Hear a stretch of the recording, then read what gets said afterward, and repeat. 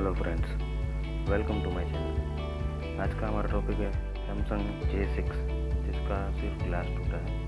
LCD complete काम करता है। ये टच भी हम चेक कर लेते हैं।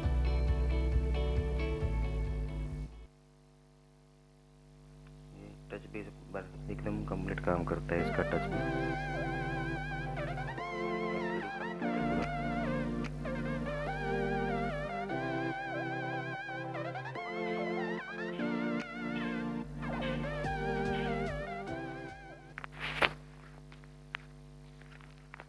ये सिर्फ इसका ग्लास टूट गया है।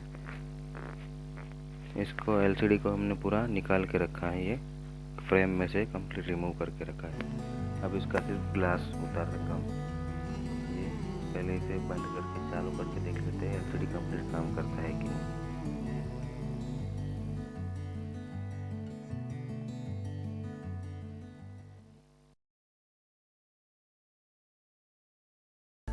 ये एलसीडी सेपरेटर मशीन है। ये गर्म होता है और वैक्यूम की मदद से एलसीडी इस पर चिपक जाता है।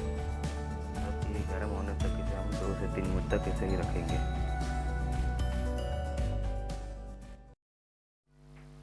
ये 2 से 3 मिनट रखने के बाद थोड़ा गर्म हो जाता है।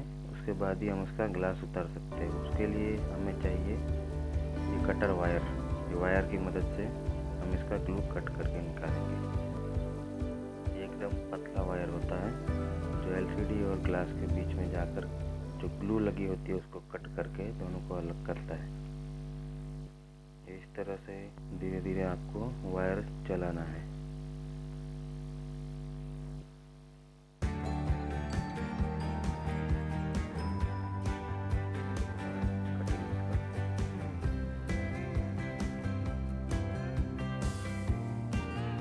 ज़्यादा प्रेशर ना दे वरना एलसीडी टूट सकता है।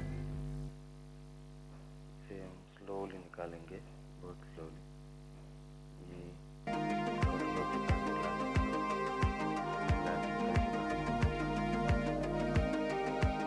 ये इसमें एक ग्लू लगा है, उसे हम बाद में क्लीन करेंगे। पहले हम चेक कर लेते हैं कि एलसीडी कंप्लीट काम करता है कि नहीं।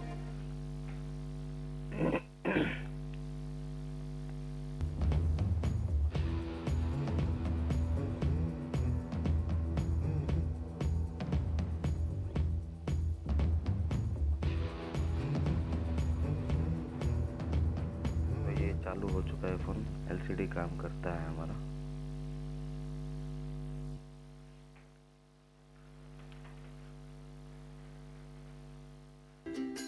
ज़्यादा प्रेशर भी नहीं होना चाहिए। ये इसका जो ग्लू था वो हमने निकाल दिया है। एकदम क्लीन हो चुका है एलसीडी। अब इसको हम फाइनल क्लीन करेंगे फाल्कोन की मदद से। अगर फाल्कोन नहीं है तो आप अल्कोहल भी यूज़ कर सकते हो, पेट्रोल भी यूज़ कर सकते हो। उसमें कोई प्रॉब्लम नहीं होता इसमें। पर एक चीज़ का खास याद रखें कि जो फ्लेक्स बेल्ट है उस तक आप पेट्रोल अगर यूज़ करते हो तो फ्लेक्स बेल्ट तक ना पहुंचाए। फ्लेक्स बेल्ट अगर पेट्रोल जाएगा तो एलसीडी ख़राब हो जाएगा। ये ओसीए हम अब लगाएंगे। ये ओसीए शीट है। ये इसकी साइज से थोड़ा बड़ा हमने लिया है ओसीए, क्योंकि उसका रीज़न है कई बार प्रॉपर में थोड़ा सा भी क्रॉस हो जाता है तो ओसीए फेल हो जाता है। इसलिए मैं सजेस्ट करता हूँ कि एक साइज बड़ा ही यूज़ करें ओसीए, ताकि आप लगाने के बाद साइड से कट कर सकें। ये आसानी से साइड का जो ओसीए है वो कट हो जाएगा। तो ये हम दिखाते हैं। इस ब्लेड की मदद से आप आराम से कट कर सकते हो इसे।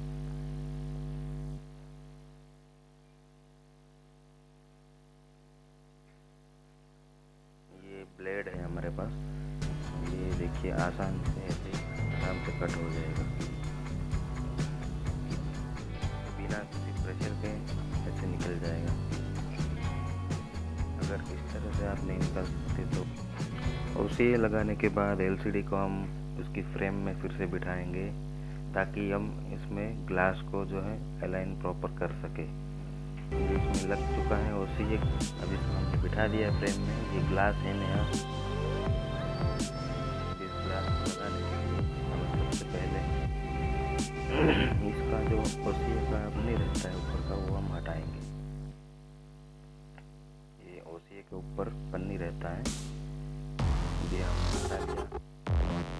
ग्लास के ऊपर का भी जो पन्नी रहता है वो हम हटाएंगे।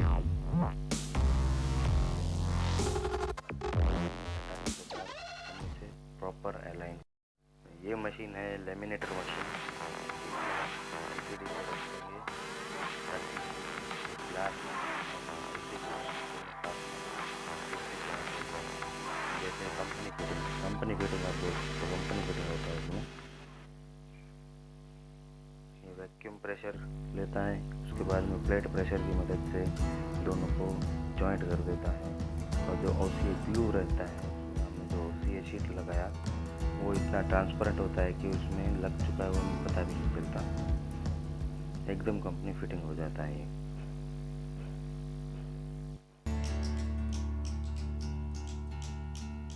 ये लेमिनेट हो जाने के बाद इस तरह से थोड़ा बहुत बबल है वो हम बबल रिमूवर मशीन में निकालेंगे। इस बबल रिमूवर मशीन में 2 मिनट एलसीडी रखने के बाद हम इसे चेक करते हैं कि इसमें से बबल्स निकल चुके हैं या नहीं। अगर थोड़े बहुत बबल्स रह चुके हैं तो आप फिर से भी रख सकते हैं।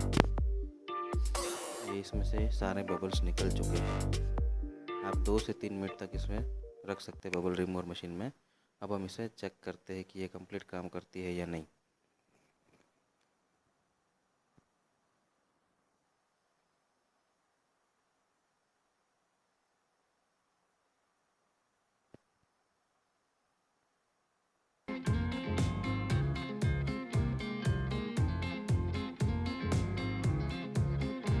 एलसीडी कंप्लीट चालू हो रही है, तो इसका काम कर रहा है।